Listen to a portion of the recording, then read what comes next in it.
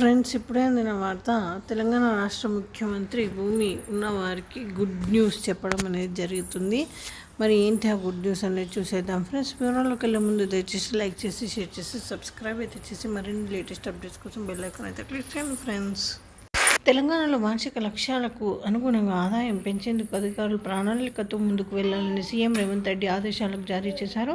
ఇందుకోసం శాఖల మధ్య సమన్వయం ఉండాలని, పన్నుల ఎగవేత విషయంలో లొసుగులు లేకుండా కఠినంగా చర్యలు తీసుకోవాలని సూచించారు. వాణిజ్య పన్నులు, స్టాంపులు, రిజిస్ట్రేషన్ను, ఎక్సైజ్, మైనింగ్ విభాగాల అధికారులతో ఆయన సమీక్ష సమావేశం నిర్వహించారు. బడ్జెట్లో నిర్దేశించిన మేరకు రాబడి తెచ్చేందుకు నెలవారీ టార్గెట్తో పనిచేయాలని అధికారులు సూచించారు.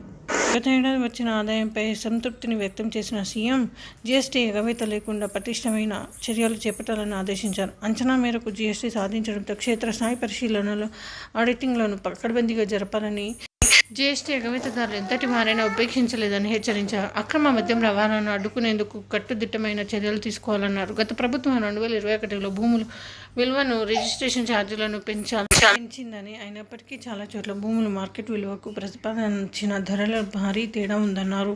నిబంధనల ప్రకారం ఏడాదికోసారి భూముల మార్కెట్ విలువను సవరించాల్సి ఉంటుందని, కాబట్టి ధరల సవరణకు చర్యలు చేపట్టాలని సీఎం ఆదేశించారు. రాష్ట్ర రాబడి పెంపుతో పాటు స్థిరాస్తి నిర్మాణ రంగాన్ని ప్రోత్సహించేందుకు వీలుగా భూముల మార్కెట్ ధరలు సవరణ జరగాలన్నారు. స్టాంప్ డ్యూటీ తగ్గించడమా లేక పెంచడమా అన్న విషయంలో ఇతర రాష్ట్రాలు అనుసరిస్తున్న విధానాలు అధ్యయనం చేయాలని సూచించారు.